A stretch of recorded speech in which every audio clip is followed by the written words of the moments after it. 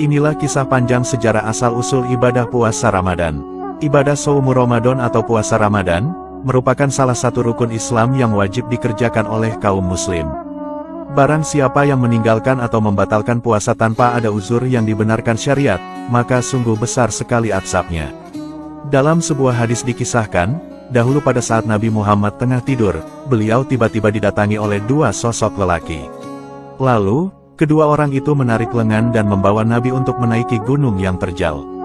Di saat Nabi sampai pada gelapnya gunung, tiba-tiba muncul suara jeritan yang cukup keras.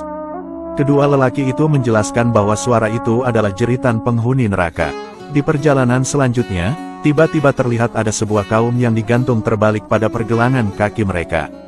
Nampak mulut mereka robek dan berdarah-darah. Ternyata, kaum yang diazab itu adalah orang yang berbuka atau membatalkan puasa sebelum tiba waktu berbuka. Dikisahkan, dahulu sebelum puasa Ramadan disyariatkan, ternyata ibadah puasa sudah ada sejak zaman Nabi Adam alaihissalam. Dijelaskan dalam tafsir At-Salabi, bahwasanya dahulu Nabi Adam alaihissalam pernah melaksanakan puasa 3 hari. Puasa ini dikenal dengan nama puasa Ayyamul Bid, atau puasa hari-hari putih. Sejarahnya, dahulu ketika Nabi Adam diturunkan dari surga ke bumi, maka kulit tubuh Nabi Adam terbakar matahari hingga menyebabkan kulitnya berwarna hitam. Lalu, datanglah malaikat Jibril menemui Nabi Adam dan bertanya, "Wahai Adam, maukah bila badanmu memutih kembali?" Nabi Adam lalu menjawab, "Ya, tentu saja aku mau." Malaikat Jibril kemudian berkata, "Kau berpuasalah pada tanggal 13, 14, dan 15. Nabi Adam lantas menjalankan puasa itu. Dan ajaib, pada hari pertama puasa, sepertiga tubuh Nabi Adam memutih. Lalu di hari kedua, 2/3 tubuh Nabi Adam memutih. Dan di hari ketiga, akhirnya seluruh tubuh Nabi Adam memutih kembali. Selain itu, di dalam tafsir At-Tabari dijelaskan, bahwa Nabi Nuh alaihissalam juga pernah melaksanakan puasa Asyura. Sejarahnya, di masa Nabi Nuh alaihissalam pernah terjadi banjir bandang terdahsyat sepanjang sejarah. Nabi Nuh dan umatnya lalu menaiki kapal yang telah dibuat beserta hewan berpasang-pasang. Ketika peristiwa itu, Nabi Nuh dan penumpang kapal melaksanakan puasa. Kapal Nabi Nuh diketahui berlayar selama 6 bulan sejak bulan Rajab. Ketika masuk bulan Muharram tepatnya pada hari ke-10, kapal Nabi Nuh akhirnya berlabuh di Gunung Judi. Hari itu dikenal dengan Hari Asyura. Sebagai rasa syukur kepada Allah Subhanahu wa Ta'ala, Nabi Nuh alaihissalam lantas melakukan ibadah puasa Asyura. Ibadah ini tidak hanya dilakukan Nabi Nuh saja, tetapi beliau juga menyuruh para penumpang kapal untuk bersama-sama berpuasa Asyura. Hal ini sebagai wujud syukur atas nikmat yang diberikan Allah kepada mereka. Dikisahkan juga, bahwa ibadah puasa dahulu juga pernah dilaksanakan oleh Nabi Daud alaihissalam. Amalan ibadah puasa beliau dikenal dengan nama puasa Daud.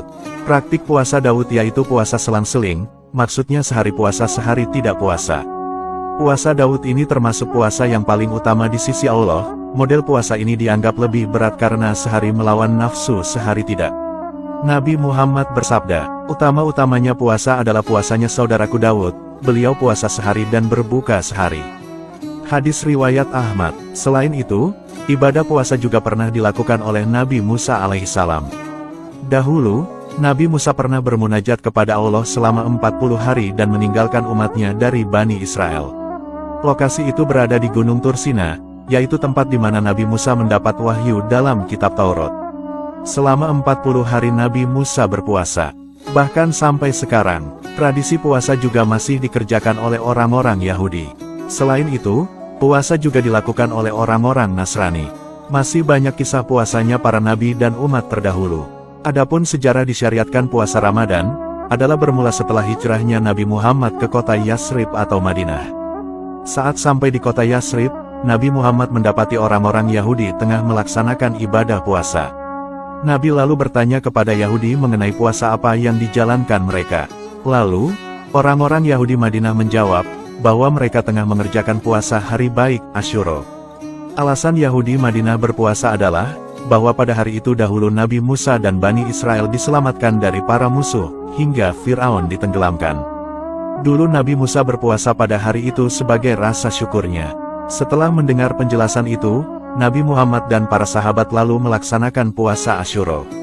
Nabi bersabda, "Diriku lebih berhak terhadap Musa daripada kalian." Keterangan ini sebagaimana dijelaskan dalam kitab Manaul Koton Tarihu Tashri'u al-Islam at-Tashri' wal Fiqh. Dikisahkan, dahulu kewajiban puasa Ramadan itu turun pada bulan Sya'ban di tahun kedua Hijriyah. Allah Subhanahu wa Ta'ala menurunkan perintah kewajiban puasa Ramadan, yaitu pada surah Al-Baqarah ayat 183 hingga 185. Kewajiban puasa Ramadan sendiri tertera jelas dalam surah Al-Baqarah ayat 183. Allah Subhanahu wa Ta'ala berfirman yang artinya, "Hai orang-orang yang beriman, diwajibkan atas kamu berpuasa sebagaimana diwajibkan atas orang-orang sebelum kalian agar kamu bertakwa." Quran Surat Al-Baqarah ayat 183. Pada surah Al-Baqarah ayat 184 dijelaskan, pada awal berlakunya puasa Ramadan, dahulu umat Islam masih diberikan kebebasan pilihan. Yaitu, bagi yang fisiknya kuat boleh memilih antara berpuasa atau membayar fidyah jika kesulitan puasa. Namun, tetap puasa lebih utama. Lalu, ketika umat Islam sudah merasa terbiasa berpuasa, barulah aturan pilihan fidyah dihilangkan bagi orang yang kuat berpuasa secara fisik. Hal ini sebagaimana keterangan dalam surah Al-Baqarah ayat 185. Pada mulanya, batas kewajiban umat Islam berpuasa adalah sampai maghrib tiba. Setelah berbuka, mereka masih boleh untuk makan, minum, dan melakukan hubungan suami istri. Kebolehan itu berlaku sampai mereka sholat isya dan tidur. Setelah itu, mereka tak boleh makan minum dan berhubungan suami istri sampai waktu berbuka puasa lagi. Namun, dalam perjalanannya ketentuan itu dirasa berat bagi umat Islam hingga banyak yang melanggaran larangan berpuasa. Karena keluhan dan keberatan itu, barulah Allah Subhanahu wa Ta'ala menurunkan surah Al-Baqarah ayat 187 yang menjelaskan kelonggaran aturan berpuasa. Yaitu, diperbolehkannya umat muslim untuk makan, minum, dan berhubungan suami istri selama malam Ramadan sampai terbitnya fajar. Turunnya surah Al-Baqarah ayat 187 ini tentunya sangat disambut bahagia dan senang hati oleh seluruh kaum muslim.